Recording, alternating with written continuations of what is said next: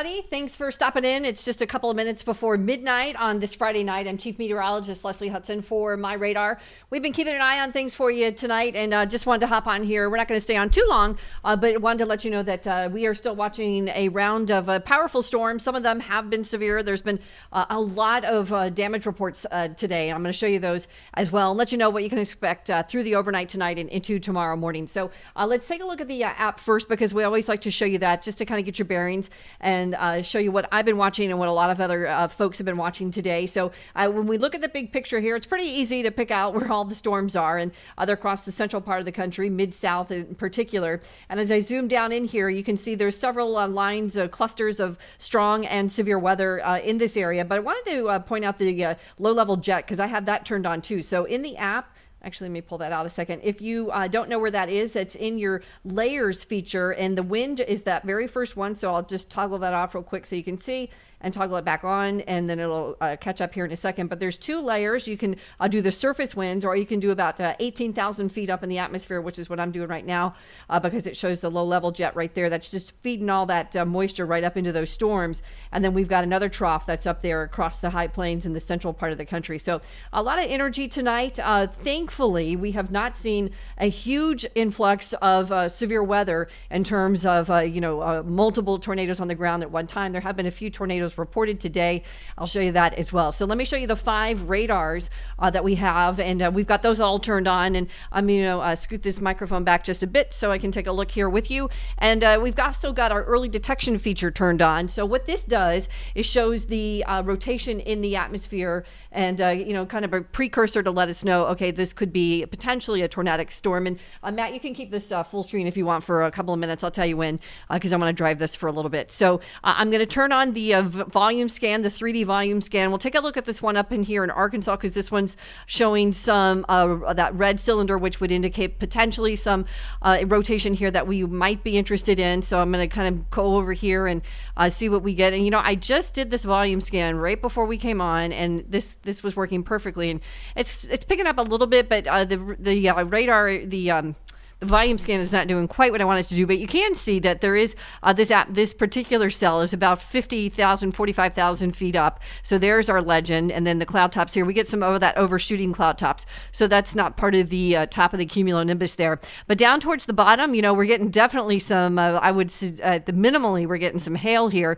That's about 20,000 feet up in the atmosphere. So this has been a signature of the storms, these hail cores, and we have seen a lot of that. Let me pull this back out, and we'll take a quick little look here and see what's going on, and see if we see anything else interesting. A couple of the other storms. So you can see there's an impressive line here of these cluster of storms right here. And I talked about this last night, and I talked about this this morning in the fast forecast, that this might actually turn out to be more of like a derecho type event, where where we might see more of a straight line wind and hail, hopefully less tornadoes than we saw at the end of March. But you can kind of see that little bow echoing there, that would indicate that these are straight line winds that are coming out of this particular cluster of storms. So I'm going to switch over to the velocity real quick and see what's going on. I'm going to just kind of do a quick little scan with you guys as well, see what we've got. The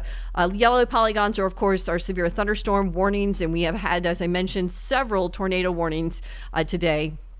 Let me pull it way out and see if I see anything interesting. And of course, I'm on the Columbia, Mississippi radar site. I'll switch over here and it'll pick up the Dallas one. But so far, in terms of significant rotation, I have not seen that. Let me double check. And and I see Steve Curtis has joined us on YouTube. Hey, Steve, how you doing? It is probably you and me and maybe a select few other people that are out there tonight watching. But I'm not going to stay on here too long, as I mentioned, but just wanted to let you know that we've been watching this all day. We've had a couple of updates, and thankfully, again, the weather picture has been a little less intense than what was initially feared. But you never say never, you guys. And the thing that I've been watching is that the risk for the severe weather increases when you go to bed and you aren't able to get to the notifications. Not that the weather necessarily gets more dangerous, but folks go to sleep, they turn off their phones, they turn off notifications, and a lot of times you don't get warning. So there's also been a lot of flood issues tonight as well, and we'll take a look at that. So I don't see anything here. I'm going to go ahead ahead and bypass this one and go to my next graphic, which shows the loop of the presentation of these storms. So that's those yellow, the larger yellow polygons are, of course, severe thunderstorm watches, and those have been up for several hours. But the risk there, I still think there is that potential as we head into these overnight hours for there to be some severe weather. And I'm going to show you the Futurecast in just a second that would indicate that we still could get some of that as we head through the overnight. So please make sure that you're keeping weather aware. Of course, the Storm Prediction Center, now, of course, Matt, like I told you, the graphics were going to change over at 12 o'clock, and sure enough, they did. So what it's showing up there, this is, of course, the risk factor for Friday, which is what it was just a minute ago. So the risk level was at a 4, which is 4 out of a 5. That's almost the highest you can get. So the concern was, of course, for these tornadoes. And then there has definitely been a lot of weather on the ground. So this is over the last 48 hours. And there was over 341 storm reports from today and yesterday. The 3 tornadoes that dropped were today. And then the wind damage was about 64 of them. Hail has been by far and away the signature of this cluster of storms over the last 2 days. There have been 274 hail reports, so quite a bit hail, and I'm anticipating more tonight because when I put the Futurecast in motion, you can see those magentas. Things push out and clear out nicely. I'm going to scrub that back as soon as this goes all through, and there has been a decent amount of hail that could be falling tonight, so I'm going to scrub this back and we'll go slower. So again, it's currently 12:02 here in Orlando. You can see the line of storms on Futurecast that does a pretty good job, maybe overdone just a tad, that moves through Little Rock down towards Dallas, and then there's that other frontal boundary or that other boundary, I should say, that moves through Jackson, Mississippi, over into Alabama. And again, everything, notice how they kind of join up together as we head into the early hours tomorrow. And then those magentas are hail. And then again, that little bowing feature, let me back that up again and point that out to you. So the bowing feature that you see there, that's just on the southern fringes of Mississippi and Alabama, could be, where we're going to talk about some wind damage as we head through tonight. Tomorrow, by Sunday, everything clears out. There could be some stormy weather in the forecast, though, for the state of Florida. All right, let me get back to the rain rates because there's been quite a bit of those as well. And, it's been one of those real quirky kind of things where we've been, tracking not only severe weather, but flash flooding. There has been several flash flood warnings up. In fact, there's 2 up in the state of Mississippi right now. Let me just click on those real quick and I'll tell you how long those are for.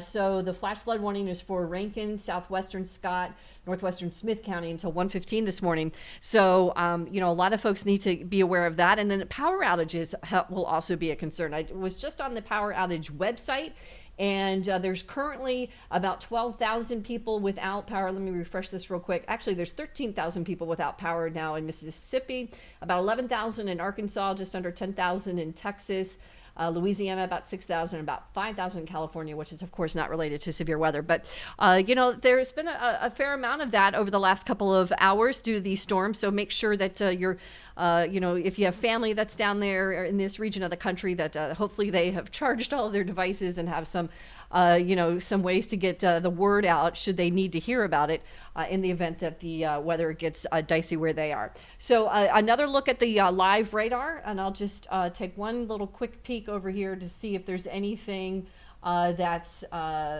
interesting from the National Weather Service. I'm also in their chat, and that kind of gives us a heads up of things that we got to keep an eye on. But so far, for a level that was a 4 out of 5 today, we have seen not the widespread tornado events that we saw in March. And of course, that's always welcome news.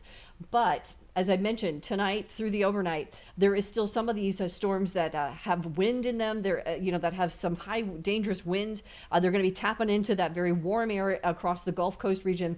So if you are in this region, there is still a risk for you tomorrow as well. Storm Prediction Center has it at an enhanced risk currently. They update that around 2 o'clock in the morning, sometimes 3. It depends on when they push their products out. But anywhere in the overnight, they could bump that back up to a moderate. We'll see. But, make sure that if you are in this area that that you've got your notifications turned on so you can get at least 2 ways to get weather warnings. From your phone is, of course, the best, most convenient way.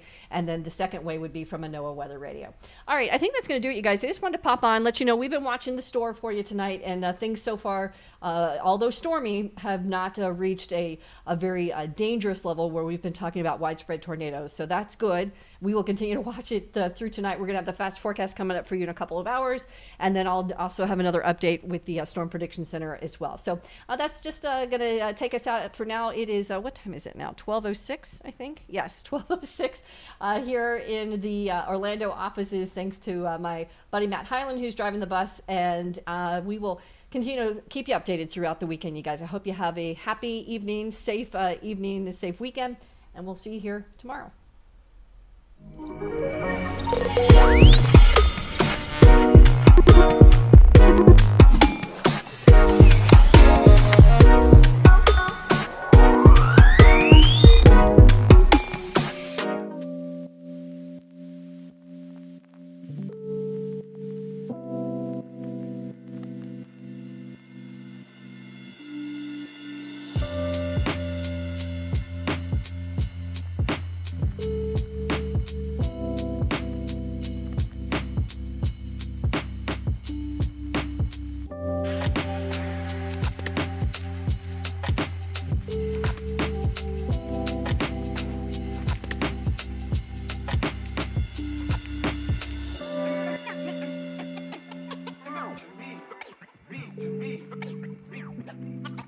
But it's absolute.